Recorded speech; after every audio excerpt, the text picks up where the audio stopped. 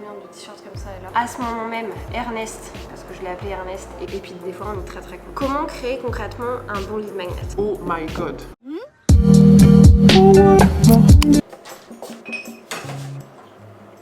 Si jamais vous posez la question, mais combien de t-shirts comme ça est là? Assez pour faire beaucoup de vlogs. Comme vous l'avez vu du coup, ce matin on est sur un petit Saturday chit chat. Évidemment, il faut dire un truc qui va durer. Anyway. Out of the way. J'allais vous dire des trucs, mais je vais attendre que mon eau soit chaude parce que sinon vous allez rien entendre et en fait au montage ça va me casser la tête. J'ai pas les mots.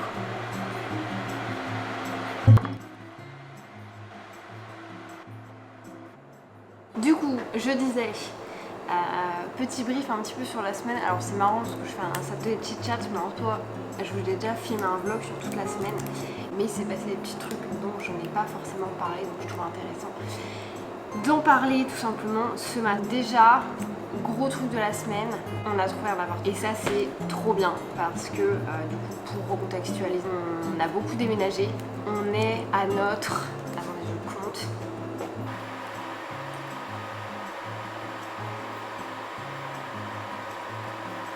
À notre 13e appartement. 11 ans de vie commune, 13 appartements. Les déménagements, ça nous connaît, et pour autant on n'est pas minimaliste. Comme je disais dans une précédente vidéo, on est venu de Thaïlande avec 150 kg de valises, en fait on avait 7 valises en tout. Donc cette fois-ci on décide de faire appel à une compagnie de déménagement. Donc on va faire tout envoyer en carton, en valise, directement à Brest. Et nous on va juste partir en avion avec 2 valises uniquement. Du coup on a trouvé un appartement, donc on est très content. Il est très bien placé, il est meublé, il est bien meublé, il est lumineux. Il y a 3 chambres, donc on va chacun pourra avoir notre bureau, etc. Donc on est très content par rapport à ça. Ça c'est la bonne nouvelle de la semaine. Ensuite, deuxième, qu'est-ce qui s'est passé d'autre? Oui, on a eu un Cafard.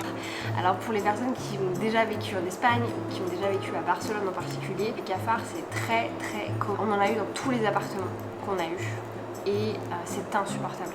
Cette bête, vraiment, si vous savez, enfin je pense que vous savez à quoi ressemble un cafard, mais si vous ne savez pas à quoi ça ressemble, N'allez pas taper ce cafard sur Google. c'est dégueulasse, c'est vraiment horrible. Là ça fait 2-3 nuits du coup que je rêve de cafard et tout, enfin bref.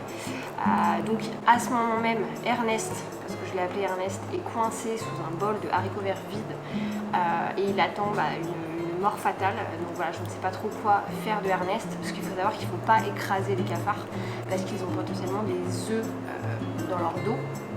Ce qui fait que si on écrase le cafard, potentiellement on va avoir plein de cafards après. Légende urbaine ou si c'est la vérité. Et bref, il est hors de question que j'écrase le pauvre Ernest. Donc Ernest est actuellement en train d'attendre son sort bien gentiment, que je décide de le dégager, de le mettre dehors, je n'en sais rien. Cas d'Ernest un petit peu plus tard. Donc il s'est passé ça aussi. On a acheté des cartons pour commencer notre déménagement, parce que là ça va venir très vite. Donc on est le 4, là dans 2 semaines on est parti, très concrètement. Donc ça va venir très vite. Je vous avoue que c'est pas le déménagement le plus vite qu'on fait. Parce que quand on a fait Thaïlande-Espagne, c'est décidé le vendredi 13 août. Le vendredi 21 août, on était dans l'avion, on avait dégagé toutes nos affaires. Enfin, là, c'était encore une autre histoire. Mais voilà, ça reste un déménagement assez rapide, mais on est très contents. On est Extrêmement sûr de nous, ce qui est assez particulier. Mais c'est pas grave, on a très hâte. J'avais pas enlevé le retour caméra, donc c'est possible que j'étais en train de regarder un petit peu en retour caméra. Je m'excuse d'abord. Du coup, ce matin, on a plein de choses à faire, comme vous vous en doutez. Donc je profite pour vous expliquer. Là, il me reste ce samedi et samedi prochain. Donc je vais essayer de tourner le plus possible de vidéos tant que je suis ici pour pouvoir couvrir toutes les vidéos éducatives pour l'été. Ou moins pour le mois de juillet, et après on verra comment je vais m'organiser. Je pense que dans tous les cas, dans le nouvel appartement, parce que j'aurai un bureau, je vais me faire un vrai setup. Dans l'appartement où on est actuellement, je vous mettrai une photo. On est, en fait mon bureau est dans une salle à manger. Donc c'est vrai que pour filmer, etc., c'est un petit peu chiant. J'ai pas forcément envie de le faire, donc j'ai envie de l'organiser un petit peu de manière différente. Donc ce matin, je tourne. Cet après-midi, je finis enfin de filmer la formation.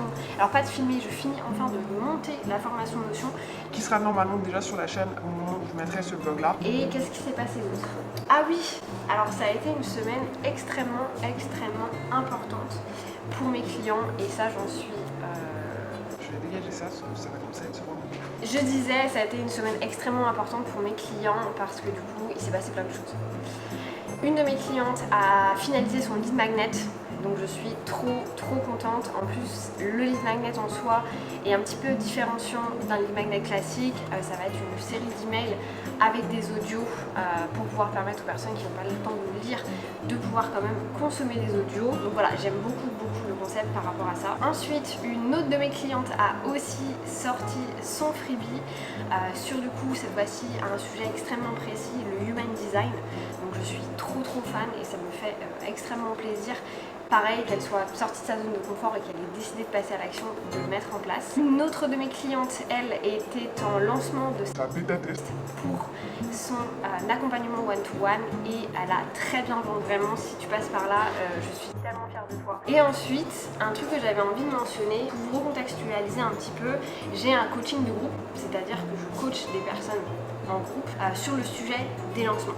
Donc c'est la préparation au lancement avec tout ce qui est dans le lancement, donc la mise en place de la stratégie, la mise en place des différentes phases de lancement, la mise en place de l'onboarding client, la création de l'offre, etc. La vision de l'écosystème, il y a plein de choses. Et en fait, quand j'ai créé ce coaching de groupe, je savais pas trop vers quoi aller parce que j'ai l'habitude de manager des groupes, ça y a aucun souci. Mais par contre, de le faire en ligne comme ça, via un ordinateur, etc., c'était pas du tout le... Bah, je savais pas le faire en fait, je l'avais jamais fait. Donc c'était complètement nouveau pour moi. Et bref, je me suis rendu compte la semaine dernière qu'en fait que le groupe que j'avais créé, beaucoup d'entre eux en fait avaient passé pas mal de temps les uns avec les autres pour présenter leurs offres. Il y a eu des appels one-to-one qui sont faits entre les personnes, il y a eu des belles rencontres qui sont faites entre les personnes. Et justement, pour l'une d'entre elles qui a sorti son freebie, son produit gratuit la semaine dernière, quasiment tout le groupe, je crois, a mis en avant du coup son produit gratuit dans leur story, etc. Et en fait, c'est ça que j'ai le plus kiffé, c'est ce côté communautaire, ce côté, voilà, on met en avant ce que les autres ont fait. Et voilà, ça me fait juste trop kiffer. Donc, je sais pas si je referai du coaching de groupe. Je suis un petit peu encore... J'avoue que là, j'ai un peu beaucoup de choses sur mon assiette. Donc, j'ai un petit peu du mal à décider par rapport à ça. Mais quand je vois ce genre de choses, je me dis, mais pourquoi ne pas recommencer? Parce que c'est quand même hyper puissant. Et du coup, ça me fait penser, parce que j'ai envie de vous parler d'un sujet qui est un sujet très important pour moi en ce moment, parce que du coup, j'en parle beaucoup avec les personnes avec qui je travaille. Il y en a beaucoup qui vont sortir cet été. C'est des lead magnets. Pour les personnes qui ne savent pas ce que c'est qu'un lead magnet, c'est tout simplement un produit gratuit que vous allez mettre en avant sur vos réseaux sociaux ou via une stratégie bien spécifique, par exemple de la pub Facebook, une newsletter, des séquences email. Ce produit gratuit, Lead Magnet, va vous permettre d'attirer des prospects. J'en parlais déjà dans la toute première vidéo que j'ai sortie, pourquoi je quitte Instagram, où j'expliquais que votre Lead Magnet doit vraiment être un produit où les gens à la fin se disent « Oh my god, j'en veux plus ». Comment créer concrètement un bon lead magnet? Beaucoup de personnes vont associer lead magnet à je récupère des emails adresses. Sauf que dans la finalité, c'est pas forcément ça. Si vous récupérez des emails adresses, mais que les personnes ne sont pas satisfaites du produit gratuit qu'ils ont téléchargé, ils vont pas s'intéresser à vos emails. Alors que si vous avez créé un bon produit gratuit où les personnes ont réussi, je sais pas moi, à vivre une transformation, à passer à l'action, forcément vous aurez beaucoup plus de taux d'ouverture et de facilité à vendre, à communiquer ensuite avec vos emails. Donc très important à prendre en compte. Donc je m'étais fait récemment, j'avais fait une petite checklist d'un bon lead magnet sur Instagram et j'ai envie de vous en parler aujourd'hui très rapidement. Ça va se faire en 6 petits points. Le point numéro 1, très concrètement, c'est une bonne landing page. Qu'est-ce que c'est la landing page? La page d'opt-in, la page de capture, tout ça c'est la même chose. C'est la page sur laquelle les personnes vont arriver, vont pouvoir mettre leur email adresse et leur prénom pour pouvoir ensuite récupérer le produit gratuit. C'est très intéressant d'avoir une bonne landing page pour que les personnes n'aient pas de second thought, comment on dit en français, je sais pas, second thought, je sais pas comment on dit en français, d'a priori, qu'ils n'aient pas envie de revenir en arrière, concrètement, qu'ils n'aient pas envie de revenir en arrière. Que les personnes arrivent directement et se disent ok, je mets mon email adresse, je mets mon numéro de téléphone, j'ai envie d'avoir l'information. Ça c'est le premier point. Le deuxième point, c'est qu'il faut que le fond et la forme soient qualitatifs. Donc le fond, c'est quoi? C'est de l'information que vous avez envie de faire passer. Il faut que ce soit qualitatif. La forme, c'est quoi? C'est le format sur lequel vous allez délivrer le lead magnet. Attention, le lead magnet, c'est pas qu'un e-book. Ça peut être un e-book, ça peut être un workbook, ça peut être des audios, ça peut être des emails, ça peut être une vidéo, ça peut être des vidéos. Il y a plein de formats pour le lead magnet. Ça peut être un combo de plein de choses. Vous n'êtes pas obligé de faire le fameux e-book. Vous pouvez très bien faire autre chose. Point numéro 3, votre personnalité, ça doit vraiment être la valeur ajoutée. C'est-à-dire que votre personnalité doit un peu transpirer de ce lead magnet. Il faut qu'on sache qui l'a fait, donc il faut qu'il y ait une photo de vous. Il faut, potentiellement, vous pouvez faire une petite vidéo sommaire pour que la personne voit directement votre visage, votre personnalité. Je vous donne comme exemple mon lead magnet qui est du coup 8 secrets pour vaincre la procrastination. Vous pouvez trouver en barre d'informations et du coup il y a une vidéo sommaire. Moi j'ai décidé de faire une vidéo sommaire de 2 minutes, donc les personnes peuvent tout de suite voir ma personnalité, ce genre de choses. Je trouve ça très intéressant. Après ça va dans les deux sens, hein. Ça se trouve ils vont me détester et tout. Et... C'est dit tout. Ensuite, le point du coup 4 et 5, c'est de vraiment faire la différence entre l'envie et le besoin de votre consommateur. Ça, on en a déjà parlé dans d'autres vidéos. L'envie de votre consommateur, c'est ce qu'il voit devant lui. Il a envie de régler cette problématique-là. Son besoin, c'est de quoi il a vraiment besoin pour régler sa problématique, pour obtenir son résultat. Donc concrètement, la promesse, l'accroche, comment est-ce que vous allez amener la personne à télécharger votre produit gratuit, c'est son envie. Si vous parlez de son besoin dans l'accroche, dans la promesse, vous n'allez pas attirer votre prospect. Il faut parler de son envie. Et ensuite, dans le contenu, dans le fond de votre produit gratuit, là, vous allez parler du besoin. Vous allez régler petit à petit les déblocages, les besoins de votre prospect, de la personne qui télécharge tout simplement votre produit gratuit. Et le dernier point que moi je trouve assez essentiel, très souvent sur les freebies, donc freebies, produits gratuits, lead magnet, tout ça c'est la même chose, les gens vont avoir tendance à faire de la rétention d'informations. Parce que je vais pas tout donner parce qu'après ils vont pas vouloir venir acheter chez moi. Moi je marche pas comme ça, chacun fait ce qu'il veut, après je vous donne vraiment mon avis. Moi je pars du principe que sur un produit gratuit, il faut pouvoir donner son expertise. Donc vraiment donner du contenu hyper power. Vous n'avez, d'après moi encore une fois, il n'y a aucun risque à donner trop de contenu puisque les gens vont se dire waouh, mais si j'ai ça, qu'est-ce que je vais avoir derrière?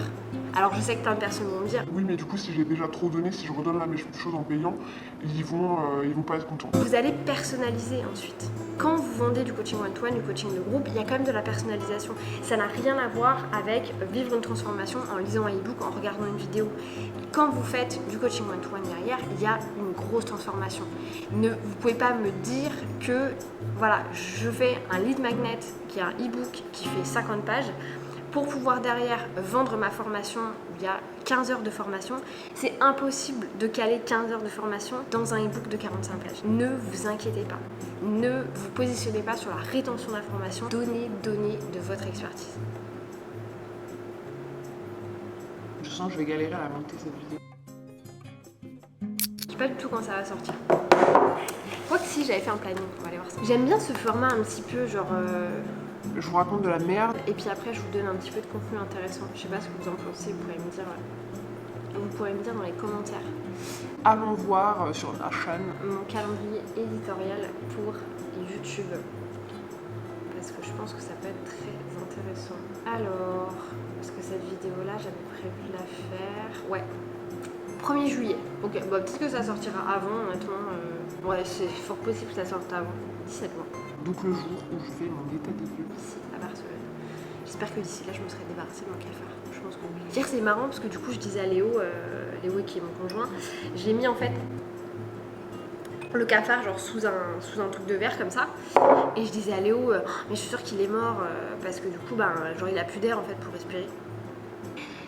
Quelle couillonne hein. Et après Léo du coup m'a dit non mais Aude, c'est comme si nous on était enfermés dans une pièce, enfin, on va pas manquer d'air en fait au bout de 3 heures quoi. J'étais là, oui c'est vrai. C'est marrant comme parfois on peut avoir plein de choses intelligentes à dire. Et puis des fois on est très con. Arrêtons de raconter de la merde, je vais me mettre au travail. Donc ce matin, alors reprenons mon petit planning parce que du coup il faut que je filme pas mal de vidéos si je dis pas de bêtises. Oui, donc en soi il y en a une qui est en train d'être filmée maintenant. J'ai une vidéo, 2 vidéos, 3 vidéos, 4 vidéos, 5 vidéos à filmer ce matin. La semaine dernière j'en ai déjà filmé 5, donc je pense que ça va être carrément possible. Bref, je vous laisse là-dessus, c'était un cool satellite chit chat. Je vais boire un petit peu mon thé tout en préparant. Vous avez été beaucoup à me demander, par exemple sur le premier vlog, est-ce que c'était préparé, est-ce que c'était scripté ou pas. Alors pas du tout, en soi les vlogs je les prépare pas. Je sais plus ou moins, j'ai des conneries à dire entre guillemets. Après je pense qu'il y a plein de choses quand même que je vais couper au montage, hein. Si ça se trouve je ne vais pas tout mettre. Là par exemple je savais qu'il y avait un vlog plus création d'un lead magnet, parce que j'y ai pensé, je me suis dit bah tiens c'est cool, c'est le bon moment, vu que toutes les filles ont sorti leur lead magnet, donc sont en train de travailler sur leur lead magnet, ça peut être une bonne manière d'amener l'information. Mais du coup ensuite bah, par exemple, là ce matin je vais tourner une autre vidéo sur mes 6 premiers mois en tant qu'entrepreneur. Bah, j'ai plus ou moins une guideline en fait de ce dont je vais parler. Donc voilà, et ça je le fais du coup à chaque fois. En fait j'utilise un cahier. Ça je pense que je vous en parlerai dans tous les cas. Je ferai une vidéo d'ici un mois sur mon commencement sur YouTube, mes différentes statistiques pour que vous voyez un petit peu les statistiques qui sont complètement différentes d'Instagram. Ça n'a rien à voir parce que là on parle de vraiment rétention d'informations et on a les datas. On parle de watch time. C'est complètement différent d'Insta, donc je vous en parlerai. Et je vous parlerai aussi un petit peu de mon organisation quand je filme.